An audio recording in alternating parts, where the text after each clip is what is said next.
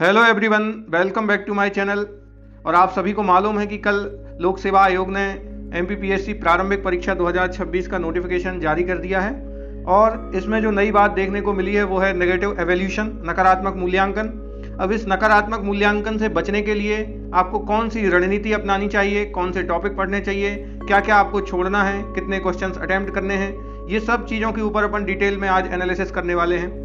और आपको ये पता है ना कि जब भी आप कोई टेस्ट वगैरह लगाते हो तो उस समय आपका मन कहता है कि नहीं, इसका ऑप्शन ए सही होगा या बी सही होगा, लेकिन आप अपने मन की बात कई बार सुनते हो, कई बार नहीं सुनते हो। तो वो चीज़ें भी आपको यहाँ पर समझनी पड़ेगी।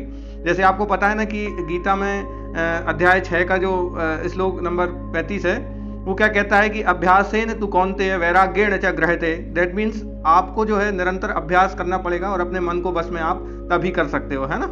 और सबसे बड़ी बात क्या है कि आपको जो है निरंतर अपने कर्म में कुशलता लाना पड़ेगा, है ना। और इसी से आपके नंबर क्या हो सकते हैं, आप अपने नंबरों में एडिशन का जो नियम है वो लगा सकते हैं। गीता भी तो यही कहती है ना कि योगः कर्मसु कौशलम, अर्थात कर्मों में कुशलता ही क्या है, योग है। तो हमें केवल पढ़ना काफ़ी नहीं है, बल्कि हमें उत्तर लेखन में, है ना, हमें ऑब्जेक्टिव टिक लगाने के दौरान समय प्रबंधन में भी कुशलता हासिल करनी है। क्योंकि यदि आपको एग्जाम क्रैक करना है तो यही रणनीति आपकी जो है कारगर सिद्ध होगी। और उसके बाद में फिर आपको अपनी तैयारी पर ध्यान देना है, परिणाम पर बिल्कुल भी फोकस नहीं करना है। क्योंकि गीता तो ये भी कहती है कि कर्मण्यवाधिकारस्ते मा फलेषु कदाचन, अर्थात तेरा अधिकार केवल कर्म करने में है, उसके फल में नहीं है। तो आपको तो एमपीपीएससी के संदर्भ में इतना बस सोचना है कि आपका नियंत्रण केवल और केवल आपकी डेली स्टडी या चेकलिस्ट पर है। कट ऑफ या रिजल्ट से आपको कोई लेना देना नहीं है। बस आप अपनी प्रक्रिया पर ध्यान दीजिए, परिणाम आपके पास में खुद ब खुद चल करके आएगा। और खुद पर विश्वास बना करके रखिए, है ना। तो देखते हैं अपन कि क्या क्या हमको करना चाहिए ताकि हम नेगेटिव एवोल्यूशन से बच सकें। अब देखिए, नकारात्मक मूल्यांकन आने से मुझे नहीं लगता कि कोई नकारात्मक प्रभाव पड़ने वाला है। तैयारी करने वालों के लिए तो नकारात्मक मूल्यांकन सकारात्मक चीज़ लेकर के आया है। जो लोग अपनी तैयारी में बार बार रिवीजन करते हैं, लिमिटेड सोर्सेज को पढ़ते हैं, है ना, और जिनमें कॉन्फिडेंस होता है, जिनकी एक्यूरेसी बहुत शानदार होती है, तो उनके लिए तो ये नेगेटिव मार्किंग की जो प्रणाली है वो बहुत बढ़िया सिद्ध होने वाली है ना। लेकिन फिर भी एक जनरल अप्रोच की अपन बात कर लेते हैं कि जैसे एमपीपीएससी 100 क्वेश्चन बनाता है, तो उन 100 क्वेश्चन में से कितने प्रश्न ऐसे होते हैं जो बहुत ईजी होते हैं, है ना, और आप उनको जो है सॉल्व कर लेते हो, सभी के लिए वो आसान होते हैं। और कई बार क्या होता है ना कि उन्हीं आसान प्रश्नों में हम गलती करते हैं और उसी की वजह से 1-2 नंबर से रह जाते हैं। तो मेरा खुद 1-2 बार 1-2 नंबर से रहा है, तो मैं उसको समझ सकता हूँ। और आपको स्ट्रेटेजी भी वही सही तरीके से बता सकता है जिसने उस चीज़ को फेस किया हो, उस चीज़ का अनुभव किया हुआ हो। तो आप इस रणनीति को ये समझिए कि ये मेरा अनुभव ही है जिसको मैं आपके सामने साझा कर रहा हूँ। तो आपको सबसे पहले क्या काम करना है, जब आपके पास में एक्चुअली में रणनीति जो है 3 लेवल पर आपको बनानी पड़ेगी।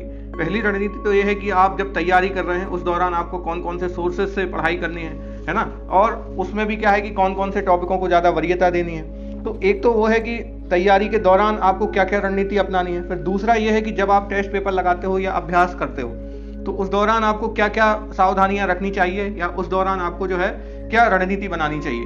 और तीसरी जो सबसे महत्वपूर्ण रणनीति होती है वो एग्जाम हॉल की होती है ना, जहाँ पर आपको अपने मन को वश में करना रहता है ना, और अपने दिमाग की सुननी रहती है।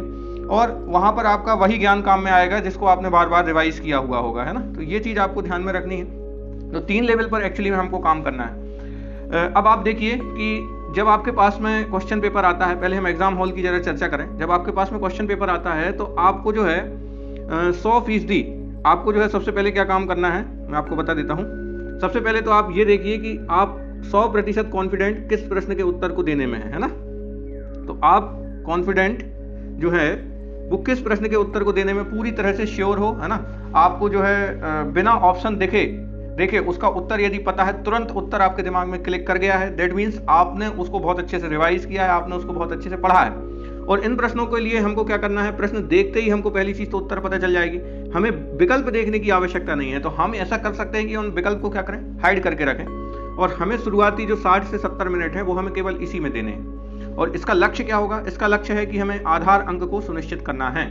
हमें कम से कम एटलीस्ट वो नंबर लेकर के आने हैं जो सब लेकर के आएंगे, उसमें गलती हमको नहीं करनी है।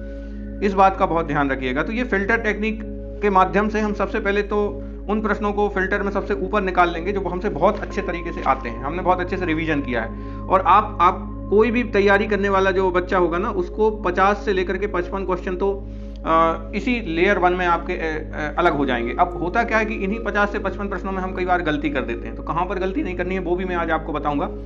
कई बार क्या होता है कि ये आंकड़ा हमारा जो है वो 40 से 45 क्वेश्चन तक जाता है ना, तो इसमें भी आपको डरने की जरूरत नहीं है। लेकिन यदि 40 से 45 तक भी जाए, पर आपको इस चीज का ध्यान रखना है कि वो 40 से 45 में से आपके गलत नहीं होने चाहिए, है ना। वो पूरी तरह से आप उसमें कॉन्फिडेंट रहें, आपको बिना ऑप्शन देखे जो है उसका उत्तर पता हो, एक तो वो होता है। और ये क्वेश्चन आपको सबसे ज्यादा नंबर देंगे। यदि आपने यहां पर गलती करी तो आप बहुत बड़ा पाप कर रहे हो, है ना। तो ये चीज ध्यान में रखना। फिर दूसरा जो लेयर रहता है, हमें उन प्रश्नों को पहचानना है, उन 100 प्रश्नों में से जो कि 50-50 वाले, है ना। और ऐसे प्रश्नों की संख्या भी अच्छी खासी होती है। यदि हम कहें कि आपके सिलेक्शन का आधार कोई प्रश्न बनते हैं तो वही 50-50 वाले बनते हैं, जहां पर आपको 2 ऑप्शन में कंफ्यूजन रहता है ना। तो अब होता यही है कि अधिकांश बार हम वो ऑप्शन टिक लगा देते हैं जो करेक्ट आंसर नहीं होता है। तो सबसे पहले तो आपको 2 एलिमिनेट कर लेना है ना। अब बचे क्या, आपके 2 में कंफ्यूजन है, तो उस समय पर आपको स्मार्ट रिस्क लेना है ना, क्योंकि आपको पता है कि प्रोबेबिलिटी क्या कहती है कि यदि हमने 2 एलिमिनेट कर दिए तो उस प्रश्न के सही होने की जो संभावना है, वो चूंकि 2 विकल्प बस बचे तो उसकी संभावना 50% आपकी बनती है। अब 50% यदि बनती है तो यदि मान के चलो आपके पास में ऐसे प्रश्नों की संख्या कितनी है, लगभग 35 प्रश्न है या 40 प्रश्न है, मैंने बहुत ज्यादा बोल दिए, 30 प्रश्न अधिकतम आप मानिए।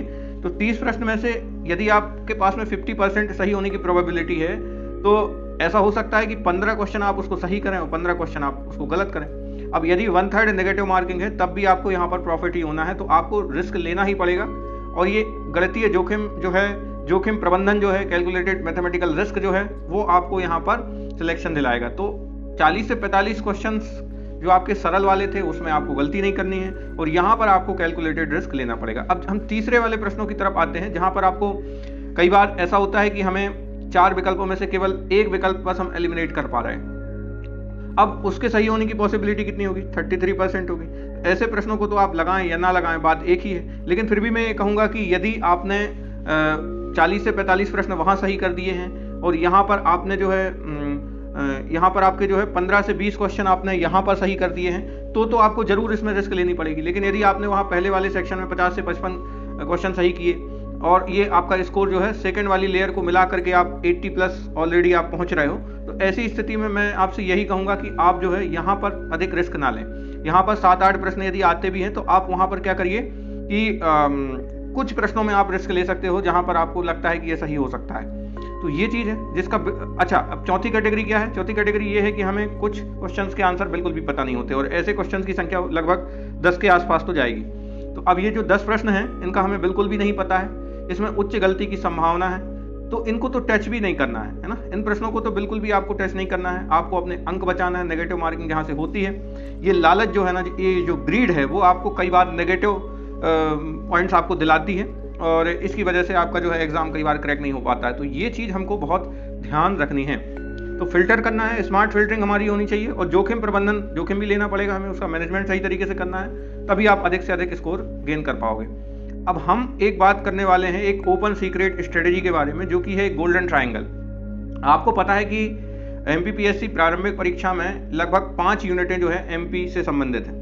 उन 5 यूनिट जो है वो आपको किंग बना देती है ना। तो किंग मेकर की भूमिका में होती है 5 यूनिट, और लगभग 35 से 40 क्वेश्चन जो है आपके इन यूनिट से आते हैं। और उनमें से भी यदि हम आपसे कहें कि यदि आपकी स्ट्रेटेजी बढ़िया है, तो जो प्रीवियस ईयर क्वेश्चन पेपर है वहां से आपके 10 से 12 क्वेश्चन आपको एज इट इज रिपीट हो जाएंगे, है ना, या पैटर्न रिपीट होगा। जैसा मैं आपको पता भी होगा कि मैंने प्लेलिस्ट में कुछ वीडियोस बनाई हैं जो कि क्वेश्चन पेपर्स के एनालिसिस को लेकर के हैं। वो वीडियोस आप जा करके देखोगे तो आपको पता चलेगा कि 10 से 12 क्वेश्चन जो है ना, वो पुराने प्रीवियस ईयर क्वेश्चन पेपर से आपके रिपीट होते हैं, और एमपीपीएससी पैटर्न रिपीट करती है। कई बार क्या होता है ना कि किसी प्रश्न के 4 विकल्प हैं, तो उन 4 विकल्पों में से भी को उठा करके वो प्रश्न बना देती है ना। या एक बार किसी टॉपिक पर प्रश्न पूछा तो हर बार लगभग उसी टॉपिक पर प्रश्न पूछ रहा है एमपीपीएससी। इसका सिंपल सा मैं उदाहरण दे सकता हूँ कि अभी जैसे कोरकू जनजाति का एक फेमस नृत्य है थापटी, तो उसको 2 बार पूछा गया है। जो अभी गातला करके जो मृतक स्तंभ होता है भील जनजाति में, तो उसको भी अभी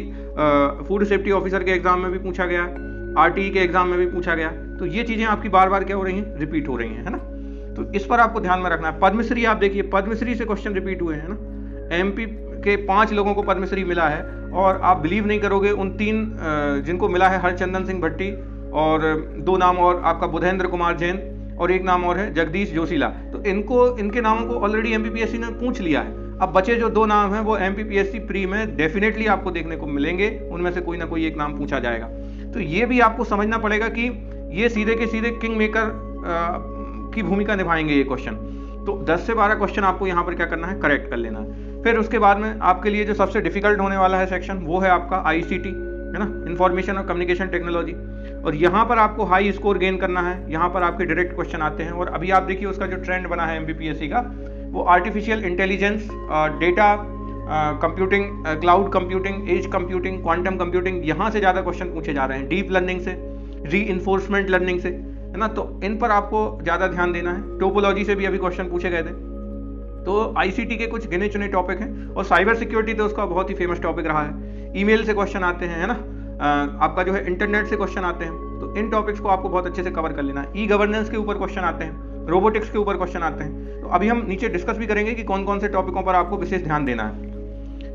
फिर आपको पता है कि जो नेगेटिव मार्किंग है एक्चुअली में, वो सबसे ज़्यादा इफेक्ट करेगी आपकी अर्थव्यवस्था वाली जो यूनिट है, वो छठवीं यूनिट जो है वो, और आपकी यूनिट नंबर जो 8 है, जिसमें कि नेशनल, इंटरनेशनल और एमपी की जो करंट अफेयर्स वाली यूनिट है, वहाँ पर आपकी सबसे ज़्यादा इफेक्ट पड़ेगा।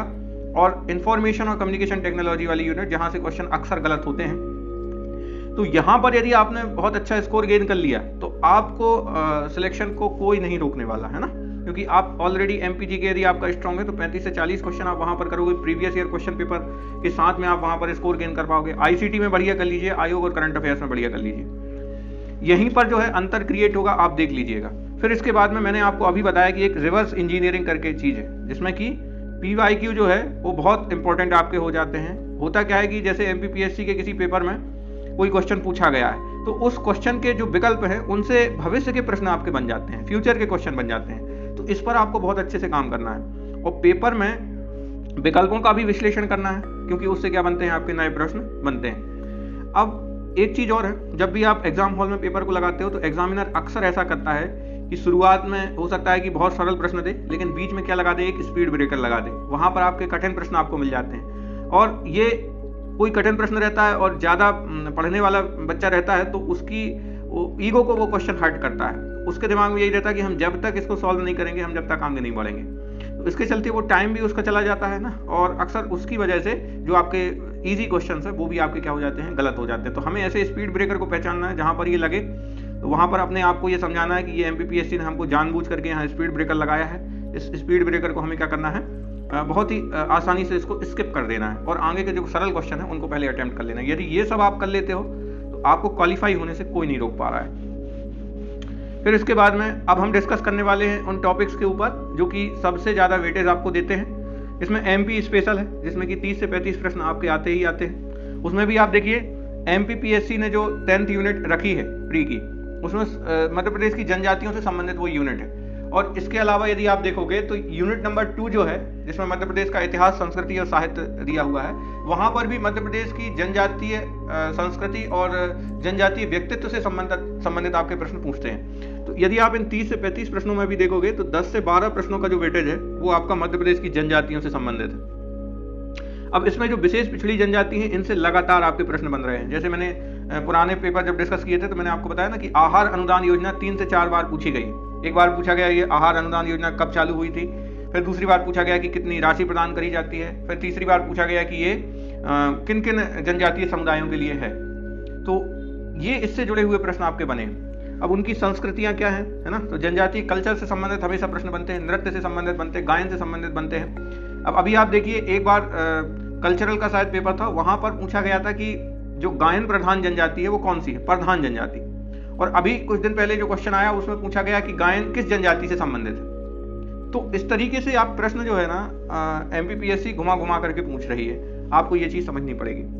बोलियां और त्योहार यहाँ से प्रश्न बनते हैं। मध्य प्रदेश का इतिहास और राजवंश, इसमें होलकर, सिंधिया, परमार, चंदेल, बुंदेला आदि राजवंश और उनकी उपलब्धियां जो है वो पूछी जाती हैं, अक्सर पूछी जाती हैं। अभिलेखों से प्रश्न बनते हैं, अभिलेख हमारे लिए यहाँ पर इंपॉर्टेंट हो जाते हैं। प्राचीनतम जो मध्य प्रदेश के स्थल हैं वहाँ से आपके क्वेश्चन बनते हैं। फिर इसके बाद में सबसे इंपॉर्टेंट टॉपिक, यदि एमपी की हिस्ट्री में हम बात करें तो वो 1857 की क्रांति में मध्य प्रदेश का योगदान। अब मैं आपको बताऊं तो रघुराज सिंह के बारे में 2 से 3 बार पूछा जा चुका है। इसके अलावा जो है तात्या टोपे से संबंधित प्रश्न बनते हैं आपके, है ना। अमझेरा धार रियासत से जो बख्तावर सिंह ने 1857 की क्रांति में नेतृत्व किया था, वहां से क्वेश्चन बने हैं। और इसमें भी जनजातीय व्यक्तित्व जो टांट्या भील है, ख्वाजा नायक है, भीमा नायक है, इनसे संबंधित प्रश्न एमपीपीएससी रेगुलरली पूछती है। यदि हम सत्याग्रहों की बात करें तो इसमें रतौना सत्याग्रह अभी 2 बार पूछा जा चुका है ऑलरेडी। मध्य प्रदेश के प्रमुख जो स्वतंत्रता सेनानी रहे हैं तो उनसे भी संबंधित प्रश्न बनते हैं। हाल फिलहाल की जो मध्य प्रदेश की नदियां और परियोजनाएं हैं उनसे क्वेश्चन पूछे गए हैं, है ना। जैसे कोलार परियोजना कहाँ की है, मटियारी परियोजना कहाँ की है ना। इसके अलावा जो है चिलार बांध किस नदी पर बना हुआ है। तो ये सब चीजें जो है अभी ट्रेंड में चल रहा है और आपको ध्यान में रखना कि नदियों से 2-3 प्रश्न तो बनते ही बनते हैं, है ना। बांध और जो सिंचाई परियोजनाएं अभी हाल फिलहाल की हैं उनको आप एक बार जरूर देख लीजिएगा, क्योंकि सिंचाई में अभी बहुत सारे बदलाव हुए हैं, नई नई परियोजनाएं जो हैं चालू हुई हैं, तो उनको ध्यान में रखिएगा।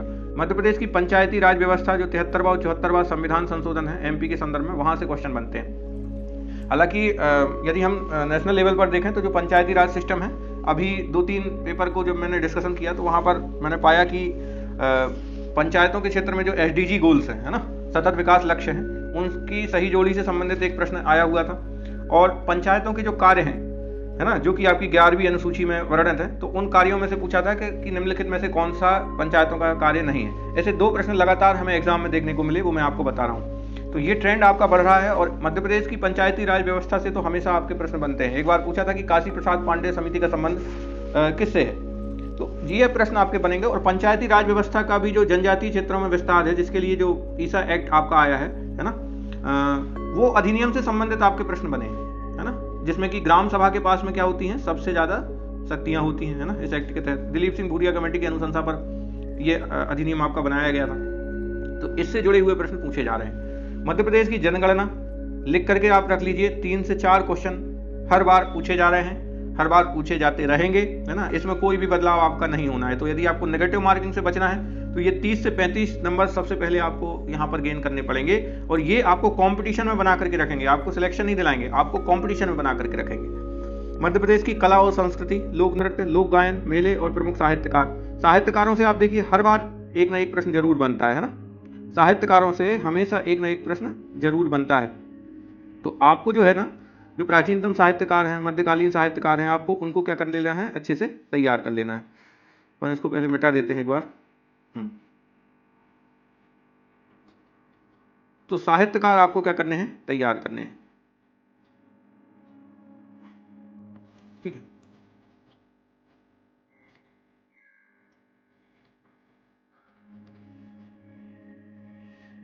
अब आते हैं हम सूचना एवं संचार प्रौद्योगिकी वाली यूनिट पर। तो मैंने आपको बताया कि अभी सबसे ज्यादा उसका जो टॉपिक है जिसको बार बार वो पूछ रहा है वो है आर्टिफिशियल इंटेलिजेंस, है ना, मशीन लर्निंग और आपकी रीइंफोर्समेंट लर्निंग और एज कंप्यूटिंग, है ना, रोबोटिक्स। यहाँ से सबसे ज़्यादा प्रश्न पूछे जा रहे हैं, तो इसको आप बहुत अच्छे से तैयार करके रखिएगा, है ना, ये आपको नंबर दिलाएंगे। साइबर सिक्योरिटी की जो शब्दावली है, प्रमुख वायरस और मेलवेयर है, उनकी सुरक्षा के जो भी उपाय है ना, फायरवॉल से जैसे कई बार प्रश्न आपके बने हैं। तो ये जो यूनिट है ये आपकी स्कोरिंग है, 8 से 10 प्रश्न यहाँ पर आपको देखने को मिलते हैं। और सबसे ज़्यादा गलतियाँ, मैं यदि अपना बताऊँ तो मैं बहुत कुछ कंप्यूटर का जानकार हूँ, लेकिन इसमें आप देखिए 8 से 10 प्रश्न में से मैं हर बार इसमें गलतियाँ करते आया हूँ। तो मैं तो ये कहूँगा कि आपको कंप्यूटर का बेसिक बस पता ना हो, लेकिन ये जो टर्मिनोलॉजी है ये आपको बहुत अच्छे से तैयार करके जानी है ना। और ई गवर्नेंस के जो सिद्धांत हैं वहाँ से कई बार मेरे प्रश्न गलत हुए हैं, तो आप ऐसा मत करिए, इस यूनिट को आप नज़रअंदाज मत करिए, ये ही आपके सिलेक्शन का आधार है मैं कहूँगा। एक तो ये यूनिट और दूसरी करंट अफेयर्स वाली यूनिट, ये बहुत इंपॉर्टेंट है एमपीपीएससी के लिए। सोशल नेटवर्किंग जो साइट्स हैं, प्रमुख पोर्टल और ऐप्स, है ना, जो शासकीय पोर्टल हैं, उनसे संबंधित आपके प्रश्न बनते हैं। भारतीय संविधान और राज्य व्यवस्था, 8 से 10 प्रश्न। यदि आप एक भी प्रश्न यहाँ पर गलत करते हो राज्य व्यवस्था का, तो इसका मतलब है कि आप पाप कर रहे हो, आप नेगेटिव मार्किंग यहाँ से ले जा रहे हो अपने अकाउंट में ऐड करने के लिए, है ना। तो आप देखिए यहाँ पर आपको गलती नहीं करनी है, गिने चुने टॉपिक्स पर ही प्रश्न बनते हैं, आपको बस उनको तैयार कर लेना है। अब आप देखिए इसमें कुछ टॉपिक मिस हो गए हैं, जैसे कि एक है संविधान सभा। संविधान सभा से बार बार प्रश्न बनते हैं, और मध्य प्रदेश का संविधान सभा में क्या योगदान रहा है, संविधान सभा में मध्य प्रदेश के कौन कौन से सदस्य रहे हैं, यहाँ से जुड़े हुए प्रश्न बनते हैं। इसके अलावा जो है 1919-1935 का जो अधिनियम है ना, उनसे जुड़े हुए जो महत्वपूर्ण प्रश्न हैं वो आपके बनते हैं। मौलिक अधिकार, डीपीएसपी 12 से 51 तक तो बहुत अच्छे से आपको याद होना चाहिए। महत्वपूर्ण संविधान संशोधन 42वां, 44वां, 86वां, 101वां और 103वां, ये सारे जो है आपके एग्जाम के लिए इंपॉर्टेंट है। और फिर आप कंपैरिजन करके रखिएगा जो संवैधानिक और सांविधिक आयोग है। आपको पता भी होना चाहिए कि पहले आयोग एक अलग से यूनिट में शामिल था और उसमें से लगभग 10 क्वेश्चन आते थे, लेकिन इसका मतलब ये नहीं है कि इस बार आयोग में से कम प्रश्न आते होंगे। लगभग 4 से 5 प्रश्न तो अभी भी आपको आयोग में से देखने को मिलेंगे, है ना। निर्वाचन आयोग, मानवाधिकार आयोग, SC/ST आयोग, नियुक्ति, कार्यकाल और हटाने की प्रक्रिया से संबंधित, तो ये क्वेश्चन आपके बनते हैं। राष्ट्रपति संसद, यहाँ से भले ज़्यादा प्रश्न ना पूछे, लेकिन राज्यपाल से जुड़ी हुई जो चीज़ें हैं वो बहुत ज़्यादा पूछता है। भारत का इतिहास और भूगोल में यदि आपको सबसे पहले कोई चीज़ करनी है तो वो आधुनिक भारत के इतिहास में जो गांधी युग है, कांग्रेस के अधिवेशन है और प्रमुख सामाजिक धार्मिक सुधार आंदोलन और जो संस्थाएं हैं, है ना, आधुनिक भारत की, वो आपको जो है सबसे पहले कंप्लीट कर लेनी है ना। वहाँ से आपके क्वेश्चन देखने को मिलेंगे। जैसे आर्य समाज की स्थापना किसने करी थी, ब्रह्म समाज की स्थापना किसने करी थी, साधारण ब्रह्म समाज की स्थापना किसने करी थी, तो इस तरीके के प्रश्न जो है आपके बनते हैं। सिंधु घाटी सभ्यता और वैदिक काल, प्रमुख स्थल और सामाजिक व्यवस्था, है ना। अभी बहुत कम प्रश्न देखने को मिल रहे हैं प्री में, लेकिन ये भी इंपॉर्टेंट टॉपिक है। प्राचीनतम भारतीय जो ज्ञान परंपरा है उससे जुड़े हुए जो संकल्पना और विचार वाली जो पहली यूनिट है, वहाँ से लेकिन आपको बहुत सारे प्रश्न देखने को मिल रहे हैं। जैसे वेद है, उपनिषद है, आरण्यक है, ब्राह्मण ग्रंथ है, षड दर्शन है, स्मृतियाँ हैं, है ना। तो वहाँ से आपको प्रश्न लगातार देखने को मिल रहे हैं, तो वो टॉपिक आप अच्छे से करिएगा। वहाँ से आपके 1-2 नंबर आप वहाँ पर गेन कर सकते हो। भारत का भूगोल जो है, पर्वत, दर्जे, नदियाँ, जलवायु या मानसून, जलवायु से 1-2 प्रश्न हमेशा आते हैं, इस बार भी आपको देखने को मिलेंगे, तो ये टॉपिक को बहुत अच्छे से कर लीजिए। मानव शरीर के रोग, विटामिन की कमी, जीवाणु विषाणु जनित रोग और पोषण, इसमें भी अभी जो सिकल सेल एनीमिया आपका जुड़ा है, ये टॉपिक पर पिछली बार भी प्रश्न नहीं पूछा गया, लेकिन इस बार मुझे लगता है कि प्रश्न एक आएगा इस बार। पर्यावरण और जैव विविधता, तो इसमें आपको पर्यावरण से संबंधित जो प्रमुख सम्मेलन हुए हैं वो आपको याद रखना है। पर्यावरण से संबंधित जो अधिनियम है वो याद रखना है। और मध्य प्रदेश के जो नेशनल पार्क है, बायोस्फीयर रिजर्व है, अभी कोई नया शामिल हुआ है या नहीं हुआ है, तो ये सब चीज़ें आपको इसमें कवर करके रखनी है। जैसे अभी पिछला हम पेपर देख रहे थे जिसमें कि पर्यावरण संरक्षण अधिनियम कब पारित हुआ, है ना, ये क्वेश्चन उसमें पूछा गया था। अब किस कमेटी के अनुशंसा पर पारित हुआ, तो ये आपका अशोक मेहता समिति, है ना, ध्यान रखिएगा। फिर इसके बाद में खेलकूद और करंट अफेयर्स से जुड़े हुए प्रश्न। मध्य प्रदेश के प्रमुख खेल पुरस्कार, भारत के प्रमुख खेल पुरस्कार, यदि नेशनल या इंटरनेशनल लेवल पर MP के किसी खिलाड़ी ने उत्कृष्ट प्रदर्शन किया है, जैसे अभी आपने क्रांति गौड़ का नाम सुना होगा, है ना, जो कि वर्ल्ड कप विनिंग टीम का हिस्सा भी थी, तो वो याद रखना है। ब्लाइंड वुमेन क्रिकेट आपका हुआ है, उसमें 3 महिला खिलाड़ी जो हैं वो MP से संबंधित हैं, आप उनके नाम भी जरूर कमेंट बॉक्स में लिखिएगा। तो इस तरीके के जो प्रश्न है वो आपके बनेंगे। ओलंपिक, एशियाई खेल, है ना, आपके जो राष्ट्रीय खेल हैं, आपका जो यूथ इंडिया गेम्स हैं जो हैं, वहाँ से क्वेश्चन आपके बनेंगे। और मध्य प्रदेश सरकार की जो प्रमुख कल्याणकारी योजनाएं हैं ना, लाडली बहना योजना है आपकी, है ना, तो इससे जुड़े हुए प्रश्न भी आपके पूछे जाते हैं। तो ये हमने उन टॉपिक्स का डिस्कशन किया है जो सबसे ज़्यादा इंपॉर्टेंट है। 35 से 40 नंबर के ये टॉपिक है जहाँ से आपके सीधे सीधे। तो आइए अब हम देखते हैं कि जो भारतीय अर्थव्यवस्था है, इंडियन इकोनॉमी है, वो डेटा और योजनाओं से संबंधित क्वेश्चन जो है रेगुलरली पूछ रहा है उसमें। और अभी आप देखिए तो जो भारतीय अर्थव्यवस्था में मध्य प्रदेश की वर्तमान स्थिति है और MP की GDP में भी कृषि, उद्योग और सेवा क्षेत्र का जो योगदान है उससे जुड़े हुए प्रश्न आए हैं। नीति आयोग के विभिन्न सूचकांकों में मध्य प्रदेश की क्या स्थिति रही है, जिसमें कि आपको 2023 का एक सूचकांक जिससे संबंधित 2 बार प्रश्न बने हैं, बहुआयामी गरीबी सूचकांक से संबंधित, और फिजिकल हेल्थ पॉलिसी इंडेक्स से संबंधित भी एक क्वेश्चन आपका बना है अभी हाल फिलहाल में। तो ये आपका जो ट्रेंड है वही आपके लिए कारगर सिद्ध होगा, उसी के अकॉर्डिंग आपको तैयारी करनी है। और होता क्या है ना कि जैसे मध्य प्रदेश कई तरीके की मध्य प्रदेश में नीतियां बनी हैं, उद्योग सेक्टर की अलग नीति है, सेवा क्षेत्र की अलग है, कृषि क्षेत्र की अलग है। अब इन नीतियों के क्रियान्वयन में मध्य प्रदेश का राष्ट्रीय स्तर पर क्या उपलब्धि रही है, राष्ट्रीय स्तर पर क्या योगदान रहा है, कौन सी रैंक रही है, यहाँ से जुड़े सबसे ज़्यादा क्वेश्चन पूछे जा रहे हैं। और जैसे मध्य प्रदेश में जो योजनाएं संचालित हो रही हैं, जिसमें मुख्य रूप से जो आपका ज्ञान है, जिसमें कि गरीब, अन्नदाता, युवा और नारी सशक्तिकरण, इसके लिए जो योजनाएं संचालित की जा रही हैं, और जनजातियों से संबंधित जो योजनाएं संचालित की जा रही हैं, तो उनके क्रियान्वयन में मध्य प्रदेश की क्या स्थिति है, इससे जुड़े हुए प्रश्न लगातार आपके पूछे जा रहे हैं। जैसे अभी पूछा गया था कि कृषि अवसंरचना निधि जो आपकी योजना है उसके क्रियान्वयन में मध्य प्रदेश का स्थान कौन सा है। इसके बाद में आपको पता है कि भूमि का जो डिजिटलीकरण है वो भी आपका चल रहा है। साइबर तहसील जैसी जो ई-गवर्नेंस या से संबंधित जो नई नई चीज़ें हैं वो मध्य प्रदेश सरकार लेकर के आ रही है, तो उनके सबके क्रियान्वयन में नेशनल लेवल पर MP की क्या पोजीशन है, इससे जुड़े हुए प्रश्न बार बार बन रहे हैं। योजनाओं पर आपको फोकस करना है। 2 से 3 योजनाएं आपकी एग्जाम में बन सकती हैं। 80% प्रश्न सरकारी योजनाओं से होते हैं। 3 चीज़ें याद रखना है कि योजना में कि कब ये शुरू हुई है, कहाँ से शुरू हुई है, ये किस मंत्रालय के अंतर्गत आती है और लाभार्थी वर्ग कौन है इसमें, है ना, तो ये याद रखना है मुख्य रूप से। उसके साथ में यदि आप उस योजना के जो प्रमुख प्रावधान है वो भी यदि आप याद रख सके तो बढ़िया बात होगी। बजट और सर्वेक्षण अभी 2025 का बजट आया एमपी में, है ना, और उसके अभी मुझे लगता है कि प्रीलिम्स के पहले ही आपका फरवरी में जो है आर्थिक सर्वेक्षण भी आ जाएगा। तो जो नवीनतम आर्थिक सर्वेक्षण है आप उसको तैयार करिए, और पहले वाला यदि आपको तैयार हो तो आप टेबल के फॉर्म में क्या कर सकते हैं, उसको सेपरेट कर सकते हैं, और वहां से आपको जो है एक कंपैरिजन भी मिलेगा और याद रखना भी आपके लिए आसान होगा। कंफ्यूजन क्रिएट आपको बिल्कुल नहीं होगा। कंफ्यूजन से बिल्कुल बच के रहना है, क्योंकि कंफ्यूजन ही आपके नंबर को नेगेटिव में पहुंचा सकता है। बाकी इसके अलावा मुझे नहीं लगता है कि यदि आप सिलेक्टेड टॉपिक्स को पढ़ करके जाएंगे, अपने रिवीजन पर काम करेंगे, अपना कॉन्फिडेंस बना करके रखेंगे, तो आपके लिए जो है ये प्रारंभिक परीक्षा नेगेटिव एवोल्यूशन के साथ बहुत ही लाभदायक होने वाली है, सफल सिद्ध होने वाली है। संस्थाएं आप देखिए, इंस्टीट्यूशन आरबीआई, सेबी, नीति आयोग, नाबार्ड, इनकी स्थापना वर्ष और वर्तमान अध्यक्ष का नाम एकदम रट लें।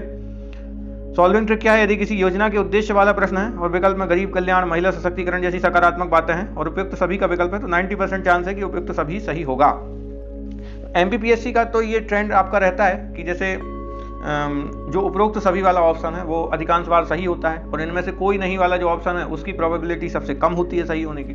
तो ये चीज़ें भी आपको ट्रिक के रूप में याद रखनी है। हालांकि नेगेटिव एवोल्यूशन में आपको बहुत सोच समझ करके उत्तर लगाना पड़ेगा, लेकिन कैलकुलेटेड रिस्क लेना भी जरूरी है ना। बस उस जोखिम को, उस रिस्क को आपको क्या करना है, मैनेज करके चलना पड़ेगा, है ना। ये नहीं कि कोई प्रश्न आपको बिल्कुल भी नहीं आता है, ऑप्शन के बारे में आपको बिल्कुल आइडिया नहीं है और आप क्या कर रहे हो, वहां पर रिस्क ले रहे हो। ये तो लालच के लिए अपने आप को गिराने वाली स्थिति हो जाएगी, है ना। तो हमें जो है ना अंधेरे में तीर नहीं चलाना है ना, देख करके तीर चलाना है कि कहाँ पर जो है उजाला है और तीर कहाँ पर लगेगा जा करके, ये चीज भी ध्यान में होनी चाहिए।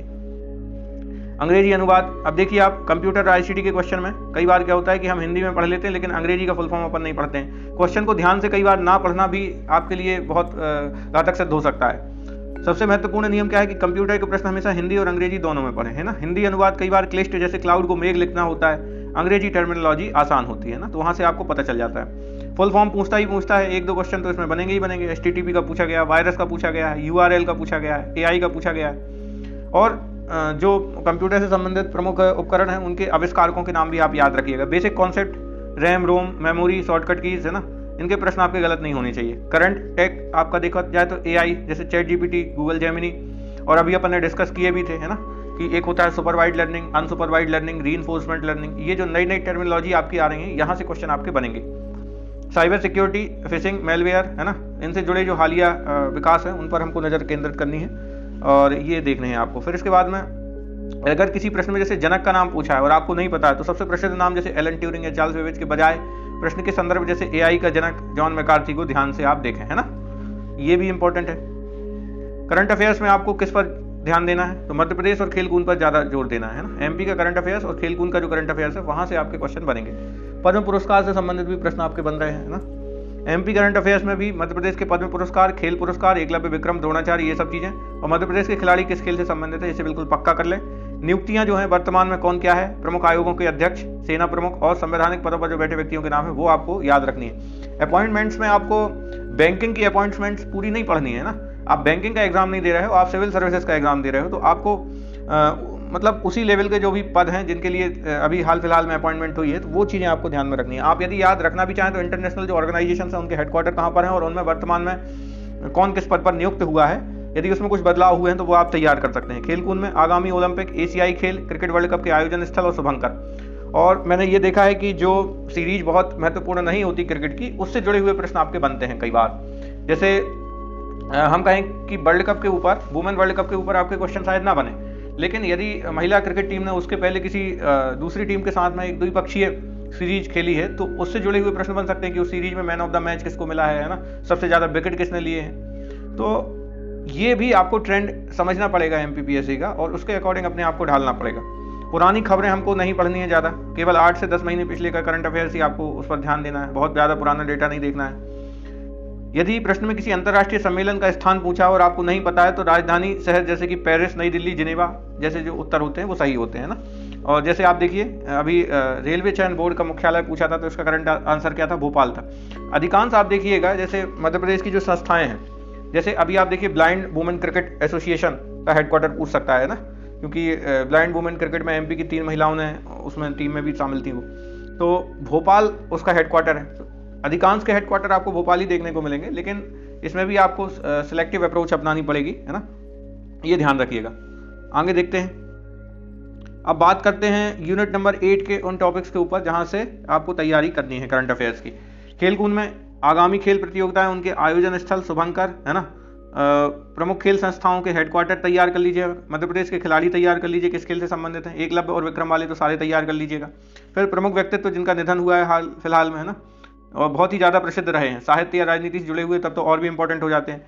नियुक्तियां आपको जो है कौन किस पद पर है, इसमें भी आपको नेशनल लेवल की जो नियुक्तियां हैं, आयोगों की प्रमुख नियुक्तियां हैं, इंटरनेशनल लेवल की जो संस्थान है उनकी नियुक्तियां हैं, यही सब तैयार करना है। पुरस्कार में पद्म पुरस्कार, आपका पद्म विभूषण, पद्मश्री, और यदि उसमें भी एमपी का कोई नाम है तो वो किस क्षेत्र से जुड़ा हुआ है ना, किस स्थान से जुड़ा हुआ है, किस कला में उसको मिला है ना, तो ये भी सब ध्यान देना है अपन को। नोबेल पुरस्कार, साहित्य और शांति के नोबेल पुरस्कार सबसे ज़्यादा पूछे जाते हैं, विजेता का देश और उनकी कृति, ये सब याद रखें, है ना। और अंतर्राष्ट्रीय घटनाओं में जो सम्मेलन है G20, ब्रिक्स, कॉप आदि का, है ना, मेजबान देश और थीम, G20 की अध्यक्षता किसके पास में है, और भविष्य में जो इंटरनेशनल समिट्स होने वाले हैं वो भी आप याद रखिएगा। चर्चित स्थान, अभी कोई आपका युद्ध या आपदा वाले देश है, यूक्रेन के पड़ोसी देश, या तुर्की में कोई भूकंप आया है, कोई चक्रवात आया है, तो इस तरीके के जो बहुत इंटरनेशनल लेवल पर बहुत ज़्यादा न्यूज़ में चर्चा में रहा है, तो वो स्थान आपका पूछा जाता है। दिवस और थीम, महत्वपूर्ण दिवस, पैटर्न केवल आपको तारीख नहीं बल्कि अब थीम भी याद रखनी पड़ेगी, थीम से भी आपके क्वेश्चन बनते हैं, जैसे पर्यावरण दिवस 2024 या 2025 की थीम पूछ ले, इस तरीके से। एमपी फर्स्ट का नियम आपको लगाना है ना, कि जब भी आप करंट अफेयर्स पढ़ें तो उसमें मध्य प्रदेश का कोई एंगल है या नहीं ये जरूर देखें। जैसे राष्ट्रीय करंट अफेयर्स में आपके नेशनल गेम्स हुए थे तो उसमें एमपी ने कितने मेडल जीते, पहले तो भारत का स्थान कौन सा रहा, फिर एमपी का स्थान कौन सा रहा, एमपी ने कितने मेडल जीते, और मेडल जीतने वाले जो खिलाड़ी हैं उनके नाम क्या क्या हैं, वो कहाँ से बिलोंग करते हैं, ये सब चीज़ें आपको तैयार करनी है। पुरस्कारों में क्यों सिर्फ नाम याद करना काफ़ी नहीं है, परीक्षक जानना चाहता है कि किस उपलब्धि के लिए उसको मिला है ना, ये भी चीज़ इंपॉर्टेंट है। खेलों में संख्या से एमपीपीएससी को हमेशा प्यार रहा है। ओलंपिक में भारत का स्थान क्या था, कुल कितने पदक मिले, है ना, तो ये सब चीज़ें जो है पूछी जाती हैं। सीईओ का एग्जाम नहीं है तो बैंकिंग एग्जाम नहीं है, आपको बैंकों के सीईओ के नाम नहीं तैयार रखने हैं। छोटे मोटे द्विपक्षीय समझौते स्किप करना है। बॉलीवुड की गॉसिप, फिल्म फेयर अवार्ड, है ना, केवल कुछ ही इंपॉर्टेंट हो सकते हैं, जैसे राष्ट्रीय फिल्म पुरस्कार, वो बस काम का है, बाकी कुछ भी इसमें काम का नहीं है।